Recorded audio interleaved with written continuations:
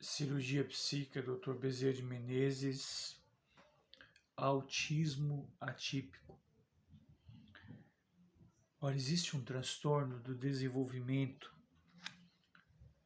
autista, ocorrendo da idade de 3 anos em diante, e que não responde aos grupos de diagnósticos do autismo infantil. É aquela estranheza que se tem que a criança tem pelos pais, é aquela dificuldade em manter relacionamentos afetivos.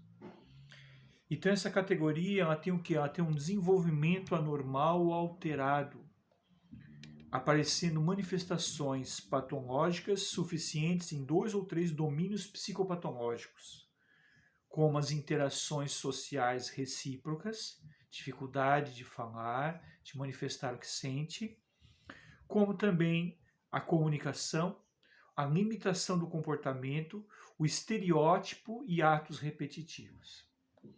Então isso se implica o quê? Se implica no autismo infantil. Num caso em que a criança já nasce com esse transtorno, né?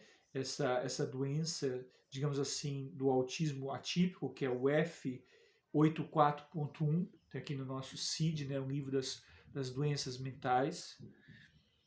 Então o que acontece? Essa criança ela passa por quê? Por anomalias, características de vários domínios. Esse autismo atípico ocorre habitualmente em crianças que apresentam, às vezes, o retardo mental profundo, o transtorno específico grave do desenvolvimento da linguagem e um tipo receptivo. Então, quais são as manifestações? Psicose infantil atípica. Vamos explicar um pouquinho. Como é que eu posso identificar, Dr. Homero, uma psicose infantil? A criança ela tem um medo muito grande do escuro, um medo muito grande de estranhos, um medo muito grande de ir no supermercado, de fazer algumas atividades. Em alguns casos, ela não aceita ordens, ela não aceita imposição dos pais, ela não aceita que os pais lhe digam faça isso, faça aquilo, ela se revolta. A psicose infantil também pega a parte auditiva, ouvir sons, ruídos, barulhos, ouvir, por exemplo, um vizinho bota um carro de som, uma música muito alta, aquilo incomoda, parece que está no meio de um tiroteio.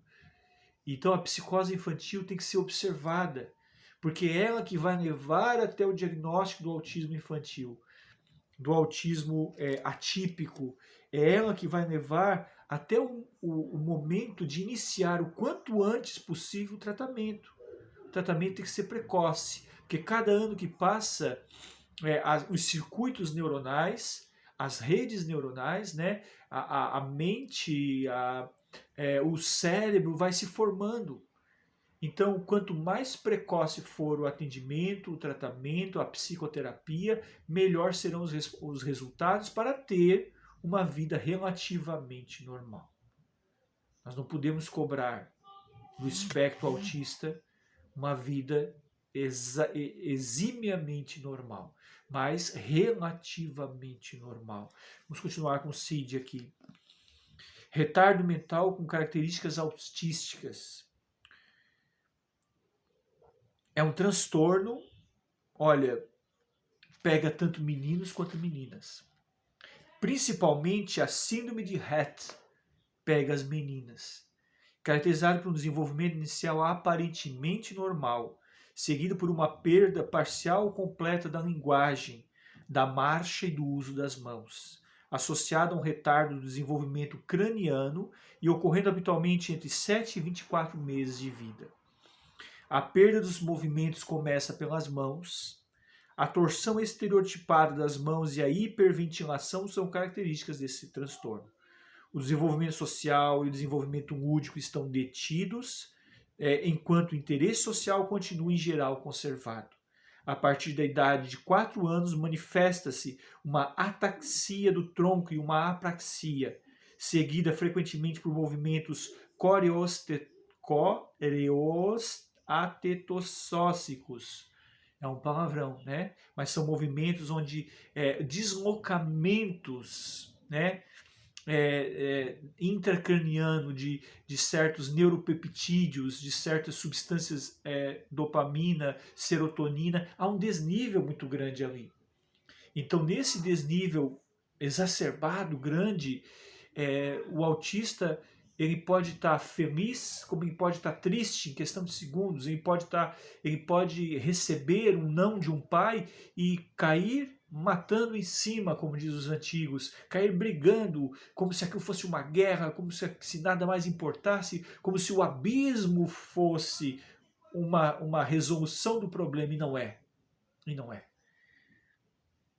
Então esse transtorno leva quase sempre a um retardo mental grave.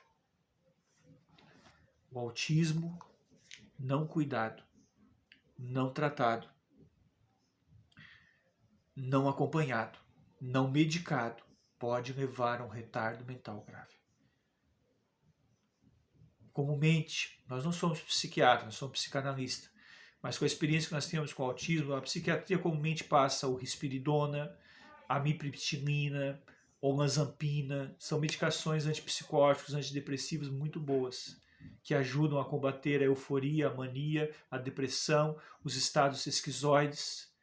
Mas a terapia é ajudar a pessoa a falar, ajudar o paciente a verbalizar, ajudar o paciente a ter um nexo do seu sentimento, da sua vida.